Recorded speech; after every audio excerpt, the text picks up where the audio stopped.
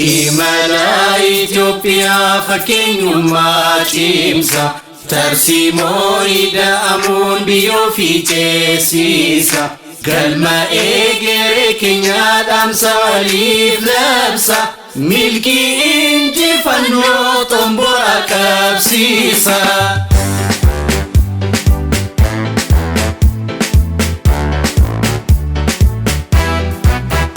Roga gaarii biyyaa jireenyaan bayyeessu halkanii fi guyyaa hojiidhaan dabarsu biyya humna guutu misoomaa fi riirsu simboo miidhaginaa biyyatti ulfisu paartiin keenya badhaadhina filannoon keenyas badhaadhina paartiin keenya badhaadhina filannoon keenyas badhaadhina.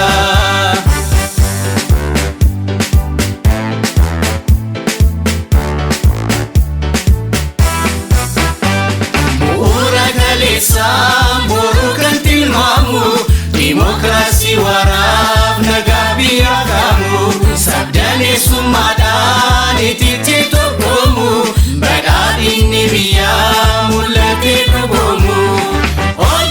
Jenne ol kaate Itoophiyaa mul'ata qabatte ol ka'insa biyyaa ol kaate jenne ol kaate Itoophiyaa mul'ata qabatte ol ka'insa biyyaa hidha bayyaa fixee falmatee galaana olaa cuufaa banuuf duukaa bu'ee faana aantummaa sirnaatiin olaansee imaana hundarraa gobanee paartiin badhaadhina sirna dijitaalaa Itoophiyaaf diriirsee huuqamaa fi aantummaan uummata olaansee bulchiinsa gaariitiif ga'oomsa fooyyessee imala qajeelaa ida'amiin dacheessisee.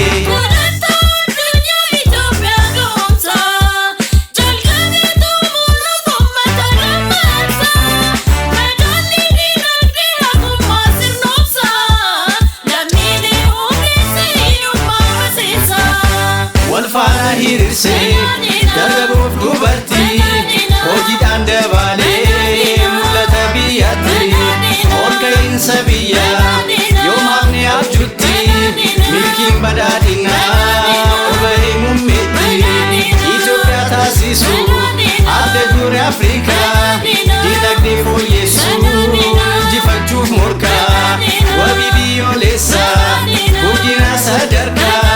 Tumsi badhaadhina filannoon si harkaa fakkeenyummaa Itoophiyaa cimsa tarsiimoo ida'amuun biyyoo fi ceesisa galma egeree keenya dhaamsa waliif labsa milkii injifannoo xomboora qabsiisa fakkeenyummaa Itoophiyaa cimsa tarsiimoo ida'amuun biyyoo fi ceesisa galma egeree keenya dhaamsa waliif labsa milkii injifannoo xomboora qabsiisa.